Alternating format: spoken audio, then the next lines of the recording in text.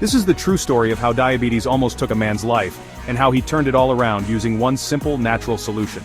It all started with a man named David, a 42-year-old father of two. He felt fine. Just a little tired, a little thirsty. Nothing serious, he thought. He was a busy guy, always on the go. Who wasn't a little tired? So he kept pushing, ignoring the warning signs his body was desperately trying to send. Until one night, his world went black. David woke up in a hospital bed, wires and tubes snaking around him, the sterile smell of disinfectant assaulting his nostrils. He vaguely remembered collapsing, the searing pain that ripped through his chest, the sheer terror in his wife's eyes. But the details were fuzzy, like a bad dream he couldn't shake off. The doctor, his face etched with a mixture of concern and relief, told him the terrifying truth. "David, your blood sugar spiked to over 600. Your organs were shutting down. You're lucky to be alive." 600? How is that even possible? David wasn't some sugar addict guzzling soda and mainlining donuts. He considered himself relatively healthy. Sure, he had a bit of a sweet tooth, but who didn't? He wasn't overweight, exercised occasionally, and tried to eat right most of the time. He just couldn't understand how things had spiraled so far out of control. As the doctor explained the science behind diabetes, the delicate balance of insulin and glucose in the body, David felt a wave of shame wash over him. He had ignored the warning signs, the constant thirst, the frequent urination, the unexplained fatigue. He had brushed them off as just part of getting older, the price of a hectic life. But deep down, he knew better. The doctor was blunt. "David, you need to make some serious changes to your diet. What you eat has a direct impact on your blood sugar levels, and right now your diet is killing you." That's when the real fight began. David was determined to regain control of his health, for himself and for his family. He devoured every book, every article, every piece of information he could find about diabetes. He learned about the hidden dangers lurking in seemingly innocent foods, the insidious ways sugar could sneak into his diet disguised as healthy alternatives. And that's when he discovered the shocking truth about refined carbohydrates, especially white bread, the very food he had considered a staple in his diet. "I couldn't believe it," David later admitted. "I thought white bread was harmless, even healthy." But the doctor explained that it's basically just sugar in disguise. It breaks down into glucose in your bloodstream incredibly fast, spiking your blood sugar levels and putting enormous stress on your pancreas. He discovered that the body processes white bread almost identically to pure sugar. The refining process strips away the fiber and nutrients, leaving behind a rapidly digestible carbohydrate that sends blood sugar levels soaring. It was like pouring gasoline on a fire, only the fire was raging inside David's own body. David's journey to reclaim his health had just begun. He knew that ditching the white bread was just the first step. He had to understand the enemy he was facing, learn to identify the hidden dangers lurking in his pantry and refrigerator. As he delved deeper into his research, a chilling realization washed over him. Diabetes wasn't just about sugar, it was about inflammation, a silent killer wreaking havoc within his body. That's when he stumbled upon another shocking truth, this time about a food he considered a man's staple. Processed meats. Bacon, sausage, deli meat, all those savory staples he enjoyed on sandwiches, in omelets, and as late-night snacks, were loaded with hidden dangers. The doctor explained processed meats are pumped full of nitrates, chemicals used to preserve their color and extend shelf life. But these nitrates are doing more than just keeping your ham pink, they're also triggering inflammation throughout your body, including your pancreas, the very organ responsible for regulating your blood sugar. David learned that this inflammation was like throwing a wrench into his body's delicate machinery. It was like his pancreas, already struggling to keep up with the demands of processing excess sugar, was now being bombarded by inflammatory compounds. It was no wonder his body was in revolt. He felt betrayed. These foods, marketed as convenient and delicious, were actually waging war on his health. The more he learned, the angrier he became. He felt like he had been lied to, misled by clever marketing and deceptive packaging. David vowed to fight back, not just for himself, but for all those who were unknowingly poisoning themselves with these seemingly harmless foods. He knew he had to spread the word, to expose the truth about these dietary devils. Chapter 3. The Sneaky Saboteur, How Vegetable Oils Fuel the Diabetes Fire. David felt overwhelmed. Everywhere he looked, another healthy food was being exposed as a wolf in sheep's clothing. He was determined to rid his kitchen of these dietary devils, but the more he learned, the longer the list seemed to grow. Just when he thought he had identified all the culprits, a new enemy emerged from the shadows: vegetable oil. Vegetable oil? David had scoffed. That's supposed to be good for you, right?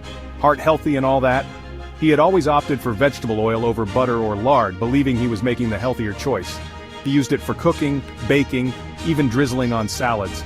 convinced he was doing his body a favor. But the truth, as he was about to discover, was far more sinister. The doctor explained that not all fats are created equal. While healthy fats, like those found in avocados, nuts, and olive oil, were beneficial for overall health, vegetable oils were a different beast altogether.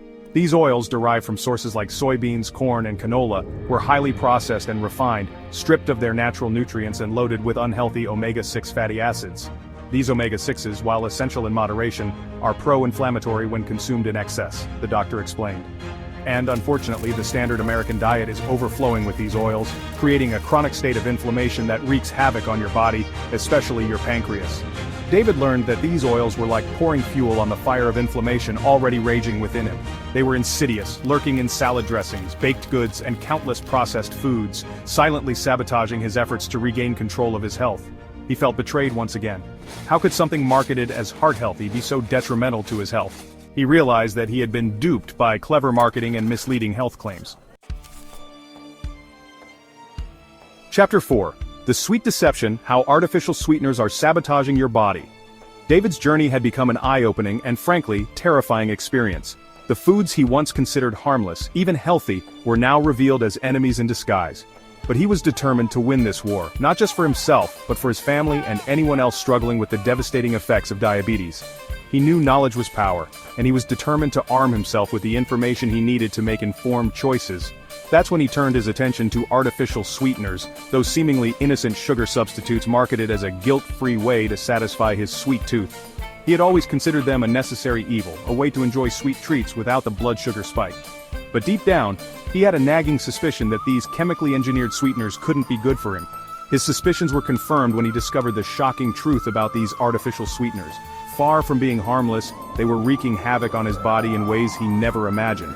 The doctor explained, artificial sweeteners may not directly raise your blood sugar, but they trick your body into thinking it's getting sugar. This triggers an insulin response, even though there's no actual sugar to process. Over time, this constant stimulation can lead to insulin resistance, a major driver of type 2 diabetes. David was horrified. He had been unwittingly contributing to his condition by consuming these artificial sweeteners, convinced he was making the healthier choice. He learned that these sweeteners were not just found in diet sodas and sugar-free candies, they were lurking in a wide range of processed foods, from yogurt to bread to salad dressings. He felt like he had been living a lie, duped by clever marketing and the promise of guilt-free indulgence. The realization was both empowering and infuriating. Empowering because he now had the knowledge to make informed choices, and infuriating because he had been misled for so long. Chapter 5. The Breakfast Betrayal: How Your Healthy Cereal Could Be Spiking Your Blood Sugar. David thought he had seen it all.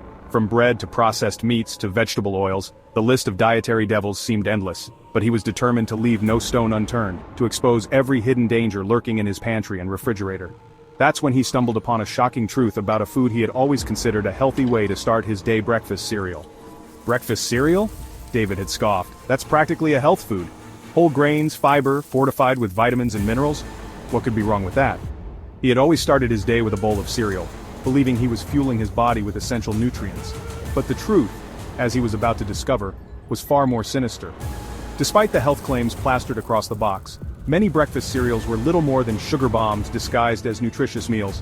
The doctor explained, many breakfast cereals, even those marketed as whole grain or low fat, are loaded with added sugar, and to make matters worse, they're often highly processed, stripped of their natural fiber, which slows down sugar absorption. This means they can spike your blood sugar just as quickly as a can of soda. David stared in disbelief.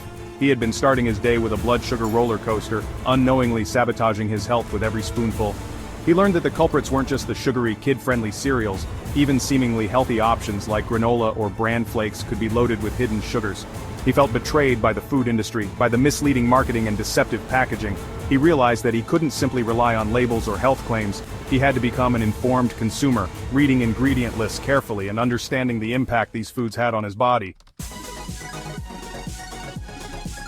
David is not special. He didn't have perfect genetics. He didn't get lucky. He took action. And now it's your turn. Step 1. Ditch the 5 blood sugar killers: refined carbs, processed meats, vegetable oils, artificial sweeteners, and sugary breakfast cereals. Step 2. Add the 5 diabetes-fighting superfoods: leafy greens, berries, nuts, fatty fish, and avocado. Step 3. Share this video with someone who needs to hear this. Comment below. What's the first food you're cutting out today? Like this video, subscribe for more life-changing health tips, and turn on notifications so you never miss a vital health warning, because diabetes doesn't have to win, you do. Let's start now.